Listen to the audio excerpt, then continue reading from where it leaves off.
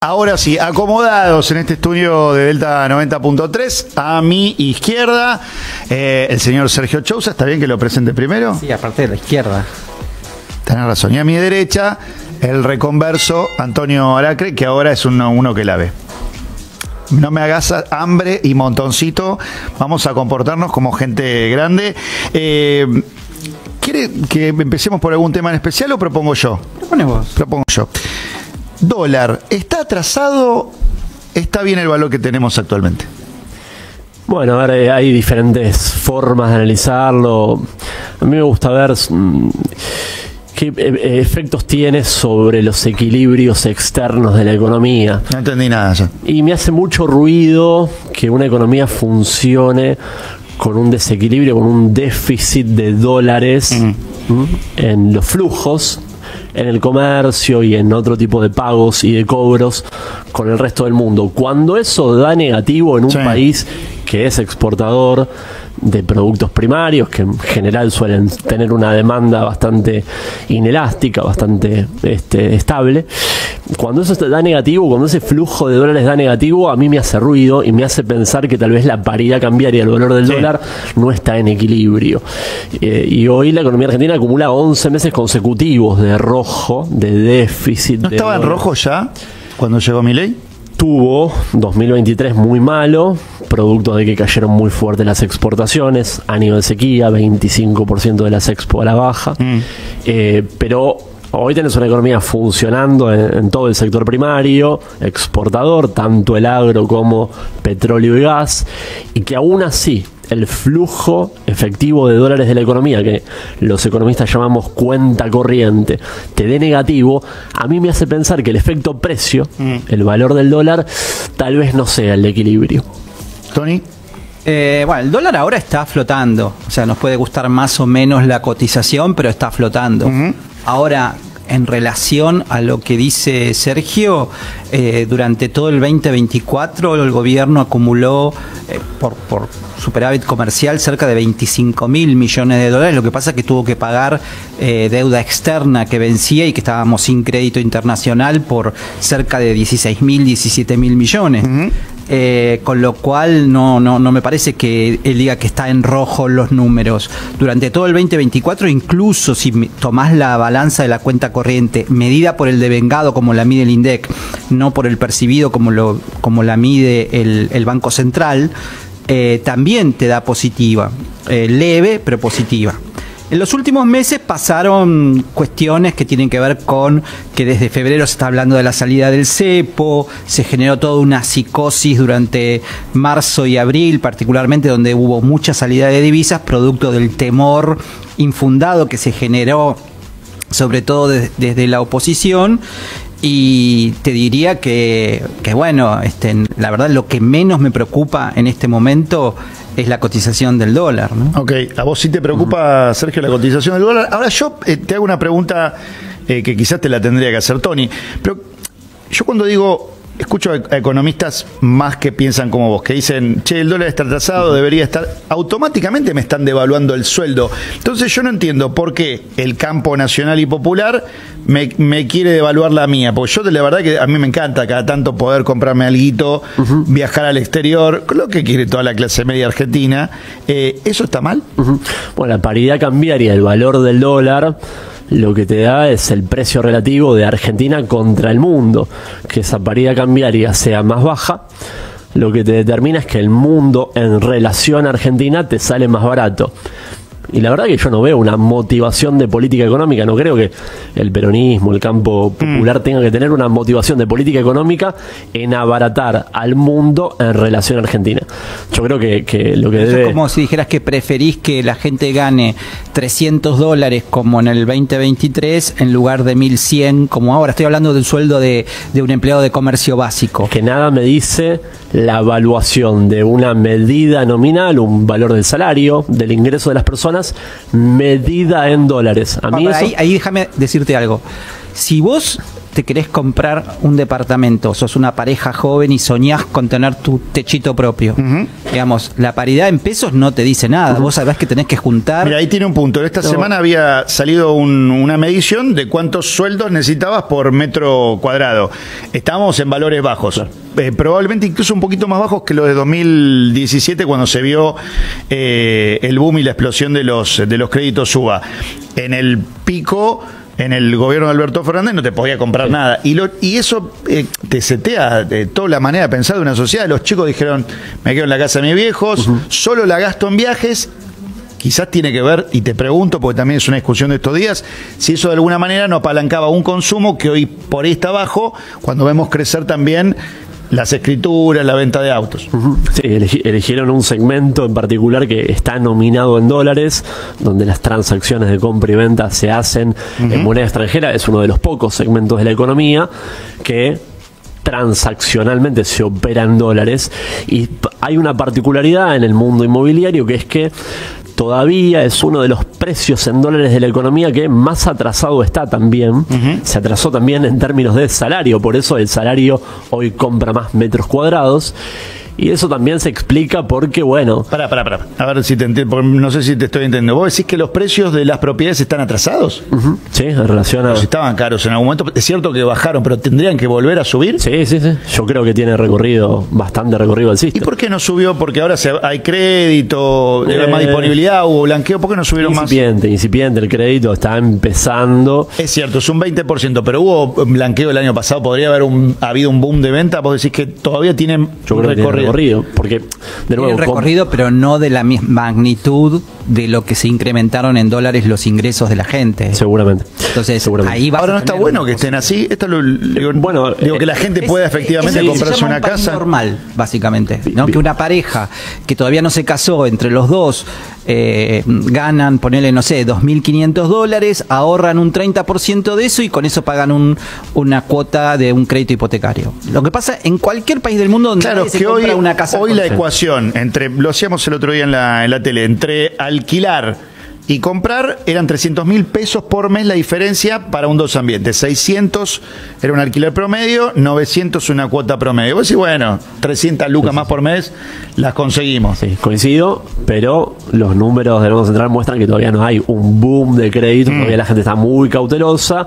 La experiencia 2017-2018 con los créditos UBA, bueno, dejó... Eso, convengamos que todavía no hay créditos en dólares.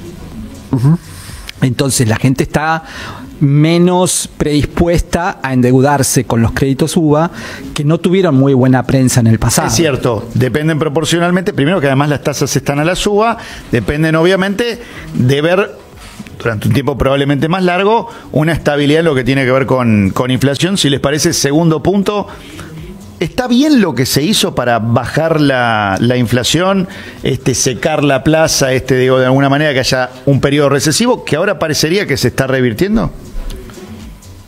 Bueno, a ver, el argumento oficial es del ancla real vinculado a una política monetaria y fiscal muy austera, muy contractiva.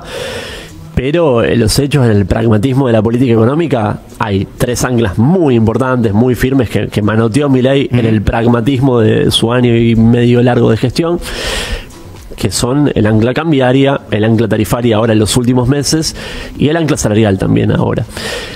Yo digo, bienvenido sea que él haya puesto no solamente en caja las cuentas públicas, sino haya dado un debate filosófico, teórico, sobre la importancia de presupuestos públicos equilibrados.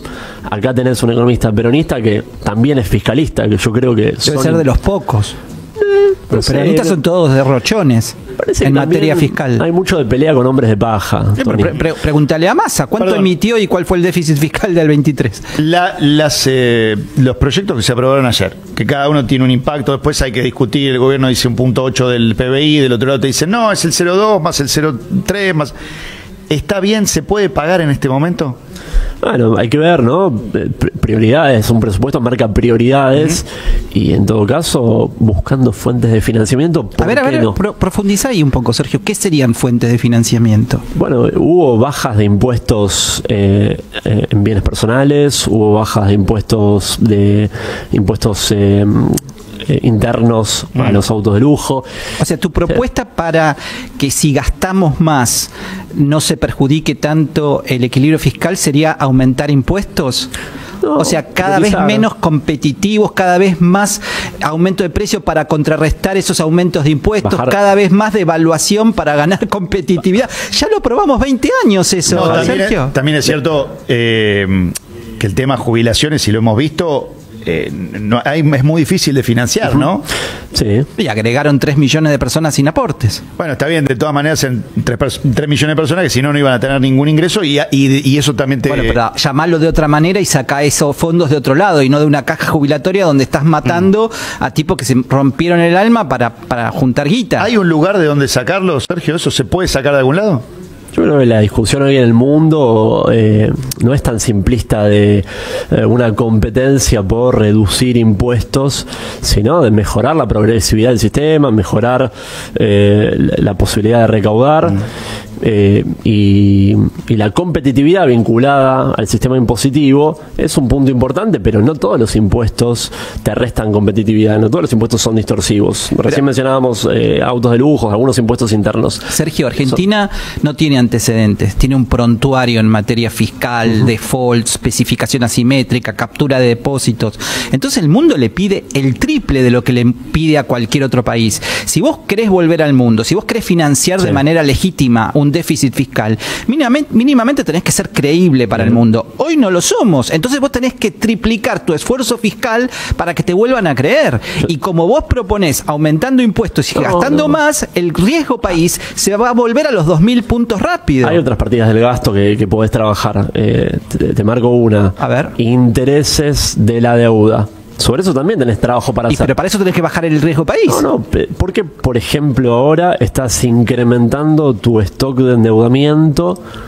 La semana pasada se emitió este nuevo título para extranjeros, en pesos, pero eso paga un interés, 30% anual. Y no es 30% anual, es 30% anual en pesos. En pesos. Por eso, sí, bueno, digamos, la inflación de este año va a ser más alta que esa. Entonces vos tenés que medirlo en función. La inflación de este año va a ser más del 30%. Va a estar por ahí. Bueno, pero... no sabemos. Y además, ¿por qué le vas a exigir a un inversor de afuera que crea que la Argentina va a tener una inflación re bajita en los próximos 3, 4 años cuando mirás el tracking record para atrás y nunca tuvimos menos del 100 o el 200%? Sergio, esto de endeudarse y que haya que pagarla en pesos, ¿no sería algo que el kirchnerismo en su momento hubiera festejado? Claro que sí. No necesitabas salir a emitir en pesos. No, pero pará. Eso lo hicieron. Perdón, porque tenían los pesos. Yo entiendo que emitíamos todo el tiempo, pero me gusta que me expliquen las LELIQs. Primero imprimíamos todo el tiempo, pero además cuando se le iba a pedir a plata china o se iba a pedir a plata al Banco Mundial, en ese momento era un éxito pedirla. El argumento sí, pero era en dólares. Lo que él dice que ahora es en pesos. Supongo que eso es lo que le debe molestar. Ahí no veo distinción. Okay. Ok. No, pues yo lo que quería explicar que eso de endeudarse en pesos lo que permitió es comprar 1.000 millones de dólares a estos inversores sin afectar el mercado cambiario. Por lo tanto, no afectó la cotización. Que también, de todas maneras, a ver, Sergio, ayúdame, era parte de un objetivo a cumplir en un plan que tenemos con el Fondo Monetario que nos pide que hagamos reservas, que de hecho es el gran problema de la Argentina. Es la peor manera de cumplirlo. O sea, vos para juntar una meta... Pero si es con superávit. Déjame que argumento.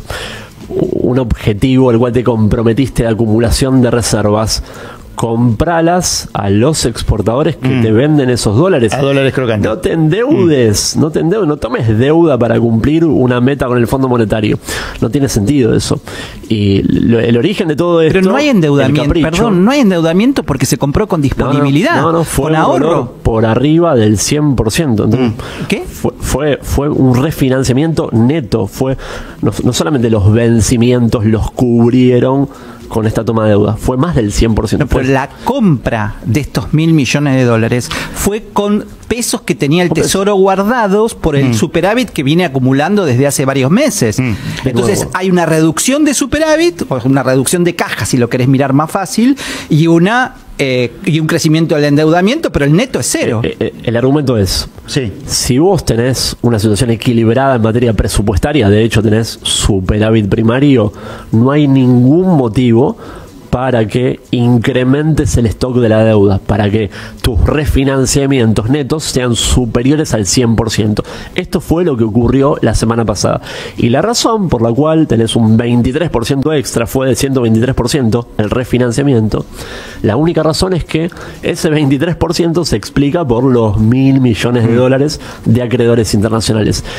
Bueno, eso es un capricho. ¿Por qué el gobierno no compra los dólares en el mercado único y libre de cambio? ¿Por qué no los compra? ¿Por qué no los compra, Tony? Porque comprar 1.000 millones de dólares de golpe va a significar que el dólar se vaya a 1.300 o 1.350. Que se vaya. No hay problema, porque este gobierno, a diferencia del kirchnerismo, respeta el contrato electoral que tiene con la gente que lo votó. Y la gente que lo votó le pide: no quiero más inflación, hace una política económica, monetaria y fiscal de manera tal que me proteja de ese quilombo inflacionario. La inflación depende del valor del dólar, entonces. Pero por supuesto que en un país, por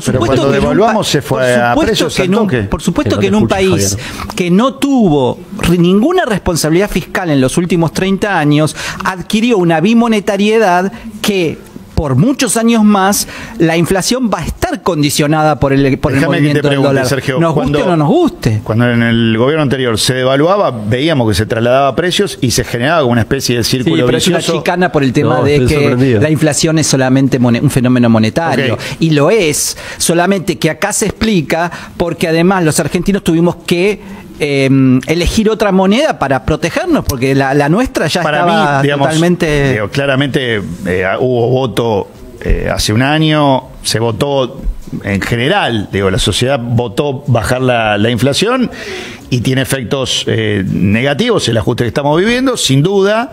También tiene efectos positivos, vemos gente salir de la pobreza, después podemos discutir cómo está medido, pero la baja de la inflación te saca gente de la pobreza automáticamente, 1.7 chicos según la semana pasada, ¿no? Del UNICEF.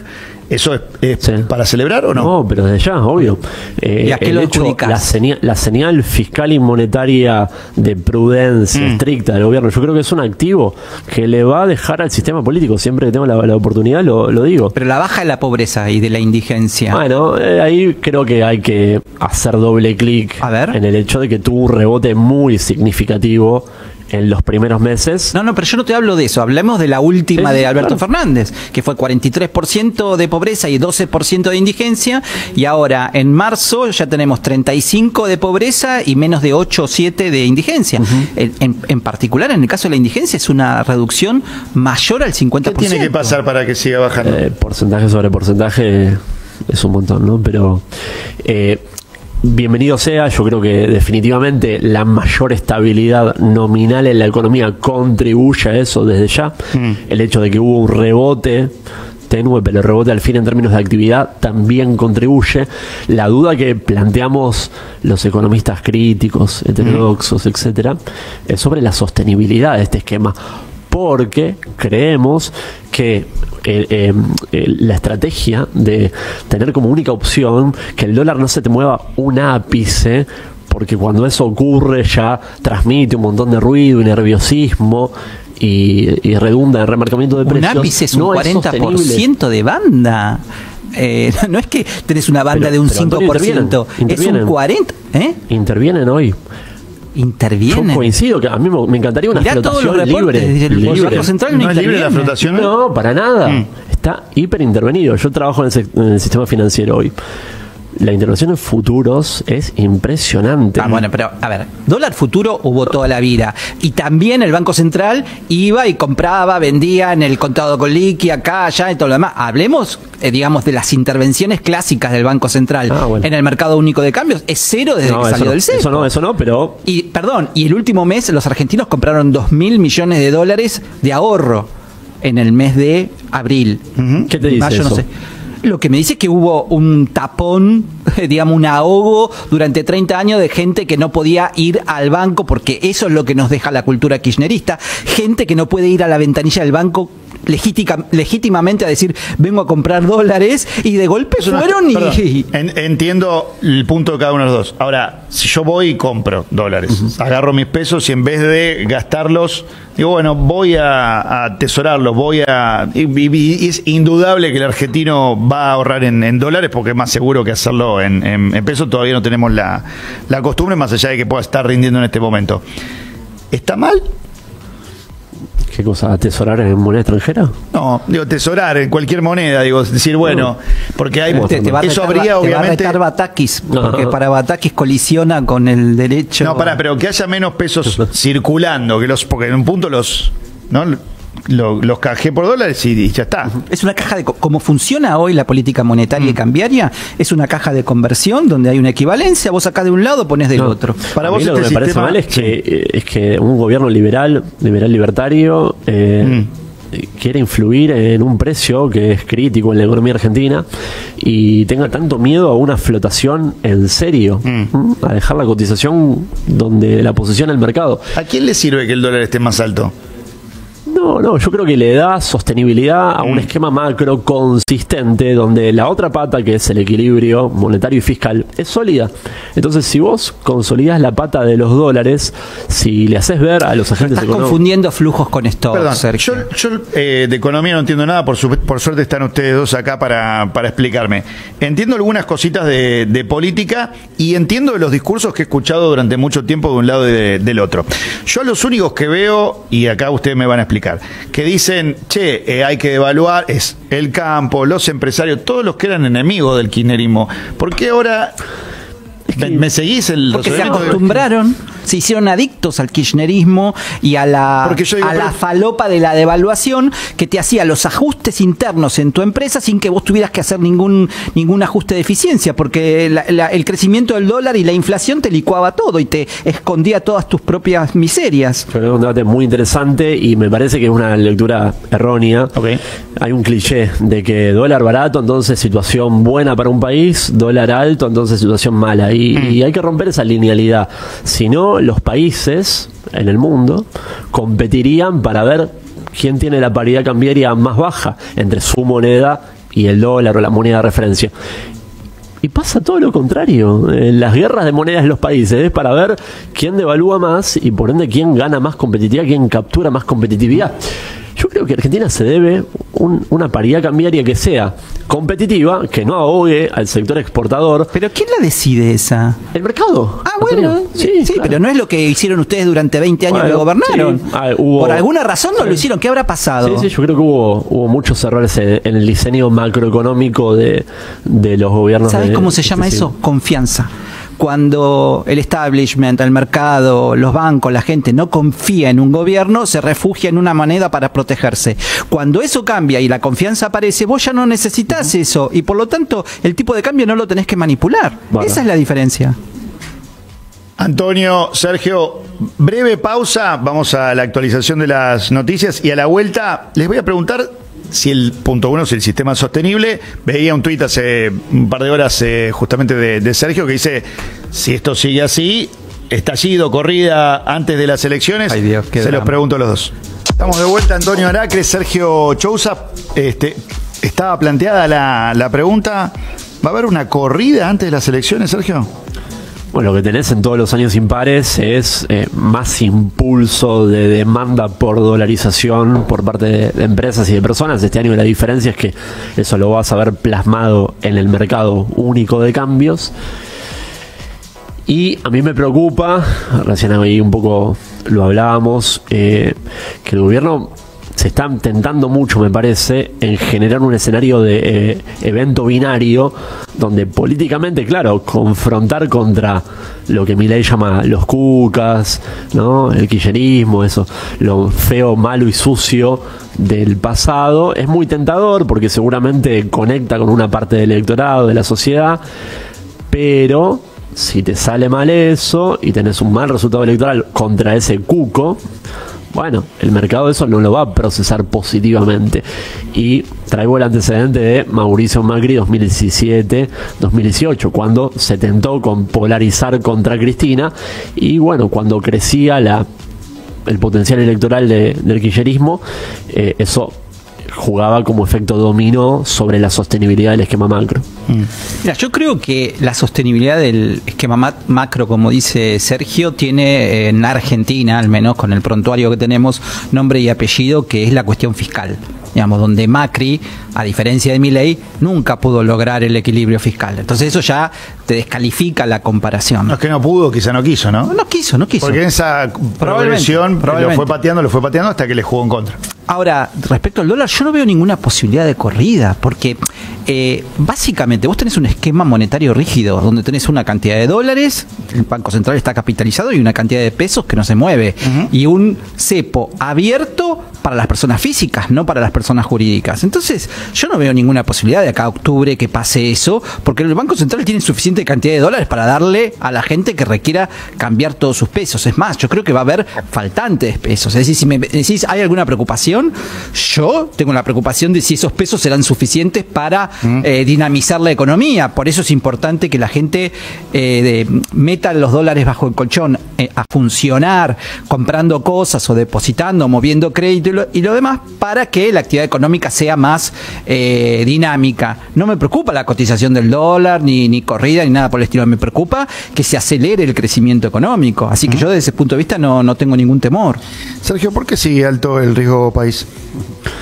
Yo creo que el mercado, además de los riesgos políticos que mencionábamos recién, evalúa... ¿Cuál es el riesgo político? A ver. Bueno, obviamente una administración más pro mercado como esta siempre está mejor vista que un gobierno más con vocación redistribución. O sea, que vos me decís que mientras Cristina esté en el horizonte, el riesgo país no baja. Eso está siempre en todos los países. Cuando vos ves cuando gana un gobierno más de izquierda, el mercado penaliza, tiene algunos días de cimbronazo. Pero no tanto como acá. Seguramente acá un poco más.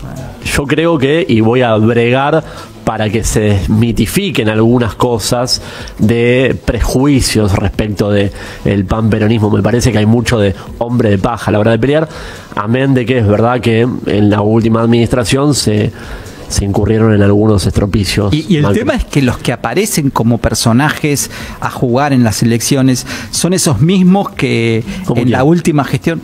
Massa parece que juega en la primera, Cristina en la tercera. Massa le están pidiendo que sea candidato al frente de la lista de diputados nacionales, y la otra opción, aparentemente, por lo menos el lanzado, es Juan Grabois. O sea, los dos los mismos candidatos a presidenciales en la tercera en la provincia. Cristina la tercera en la provincia. Lo anunció ella. Yo no creo que la figura de Massa sea vista como alguien irresponsable, imprudente. Fue el ministro que nos dejó 220% de inflación. Un platita, ¿no? En el medio. Emitió como nunca se emitió en la vida en la Argentina. El gasto, y los desafío que lo busquen, el gasto 2023 cayó en términos reales. Pero cayó gasto contra la inflación, sexto piso al quinto. Bárbaro. Massa tuvo que ser piloto de tormenta. No lo voy a si no te digo, revisar las declaraciones de su viceministro. Sí, ¿qué pasó? Rubinstein. ¿Qué dijo en los últimos días Rubinstein? Sí, elogia parte del programa macro de Milei, como yo puedo ver. El Caputo es el mejor ministro de Economía de la historia, y que a él le hubiese gustado ser el viceministro. Massa había venido a bajar la inflación, hizo todo lo contrario, Sergio. Yo creo que asumió con el propósito de pasar el bastón de mando, de entregar el mandato y que el peronismo no se fuera en helicóptero. Yo creo que la gestión de ese gobierno estaba terminada en el momento que colapsó el esquema de Martín. Pero si así fuese, él no hubiese querido ser presidente, ahí, digamos. O sea, lo estás haciendo mártir, que no me parece que sea la vocación de Sergio Tomás. Sí, yo sinceramente lo digo, con ese contexto de expectativas 2022, ya a fines de 2022, totalmente desancladas, y tras cartón, ese año de sequía, que eso cuesta dimensionarlo. Yo sé que suena a llorar sobre la leche derramada, pero que vos pierdas 25% de las exportaciones en un año, créanme que es un evento muy Yo te digo una cosa, Sergio, si el peronismo, digamos, por lo que movimientos que yo estoy viendo de los personajes que reaparecen, por lo que hicieron ayer en la sesión de la Cámara de Diputados, posiciona su narrativa como que hay que revertir todas las medidas de disciplina fiscal de Milei, hay que aumentar a los médicos, hay que aumentar a los jubilados, hay que destruir un punto del PBI en materia de déficit fiscal. yuxtaposición es Milei sin inflación y con disciplina, o peronismo con inflación y déficit fiscal, se la hacen muy fácil al gobierno para que en las elecciones de octubre vuelvan a arrasar. Sinceramente lo digo, no me parece que no han aprendido nada. Sergio cree lo contrario. Digamos, probablemente, digo, ¿no? Es más, hay un tuit tuyo, 5 horas. Se rearma el peronismo, no es algo que seas irónico, ¿no? Por ahí no te sé leer. Se rearma el peronismo en unidad, tiembla la casta libertaria, foto de Cristina y de Axel. Sí, yo veo favorablemente que el peronismo bonaerense, sobre todo, apele a la unidad, me parece importante eso. Y gente, digo, oposición existe en todos los países del mundo. Por supuesto, también y no se me refiero a la narrativa que eligen. Ojo, porque Milei se tienta mucho con decir, bueno, todos los problemas de Argentina se van a superar cuando le pongamos el último clavo al cajón del kirchnerismo este año. Y yo... ¿El peronismo no está necesitando una renovación, no está necesitando pasar la página de Cristina o no se puede? Sobre todo una innovación en la narrativa. Pero déjame que conteste. Mira, yo no es mi métier, ¿no? La ciencia política, pero entiendo que sigue siendo la dirigente con más intención de voto, con más imagen positiva en el segmento nacional popular, si se quiere, más de centro izquierda. Entonces, menospreciar a una dirigente que tiene ese caudal de votos y pedirle que se jubile. No, yo no pido que se jubile nadie, pero ¿no te da la sensación que el peronismo quedó como restringido a representar a un progresismo woke, igual a mí y no a los laburantes informales, a la clase baja, que está podrido de que le hablen de un estado presente que solo vio ausentismo por parte... Se puede hacer las dos cosas. Cuando el presidente tiene su discurso totalmente ultraconservador y dijo que los gays son pedófilos, ¿a vos te parece que eso es correcto? No, porque no lo dijo. Bueno. Eso es lo que intenta el progresismo decir que dijo, para que los que somos gays y de derecha nos sintamos ofendidos. Y él puso como un ejemplo, no quiero volver a decir todo, pero no fue lo que dijo, claramente. ¿Te gustó ese discurso vos? A mí me pareció razonable. Yo no lo hubiese hecho, si hubiera sido asesor de él, no le hubiese hecho decir esa parte porque se iba a prestar para la confusión. Hay que ser muy cuidadoso siendo presidente. ¿Y eso influye en las finanzas? ¿Influye en la economía? No, yo creo que de nuevo, volviendo a riesgo país, el presidente tiene esta hipótesis de que solamente la variable política es la última ratio para que termine de colapsar el riesgo país y Argentina recupere acceso a los mercados, termine de normalizar su posición financiera. Hay un primer escalón que va a ser en julio, cuando cobren. Julio, ¿quién cobra eso? Los bonistas. Está descontado eso. No sé si está tan descontado, Ahí debería Yo bajar. creo que algo, porque ¿sabes? ¿Esa plata está? Depende. Sí, está. Si el que recibe Esa esa está. plata, sí está. Si el que recibe A mí esa se plata, lo digo que está, no lo puedo creer, ya está. si el que recibe esa plata la reinvierte en bonos, va a bajar el riesgo país. ¿Y por qué habría de reinvertirla si ahora...? Yo la reinvertiría. Bueno, bien. ¿Vos? Yo vivo estos días y estoy ¿Vos que te preocupado. ocupás de la renta fija? Sí, yo sé trabajo sincero. en ese segmento y estoy preocupado porque sin un mundo... Pero contesta, ¿la reinvertirías? Mira, a estos precios de bonos argentinos sigo pagando bonos argentinos. Hoy los bonos argentinos pagan una tasa de 12,5% los bonos cortos en dólares y es una tasa que todavía está muy desacoplada de países con situaciones macro. O sea, peores. todavía O sea que conviene- la reinvierte. Bien Chousa. Pero no veo- honesto, intelectualmente, y tomó un riesgo en el debate. Pero hay que el decirlo. resto del mercado no está haciendo Para eso. Julio, para Julio. Bien. Espero que me Se vuelvan a llama invitar. Sergio. A Julio. En julio lo volvemos a invitar. Sergio, muchísimas gracias. Antonio, muchísimas gracias. Fuiste más bueno con él, ¿eh? A mí como medio como que me latigueaba. Pero si vos jugás de local, Eso es cierto. tengo que inclinar un poquito la cancha. Si Sergio vuelve y debatimos en julio. ¿Estás bien? Dale. Delta 90.3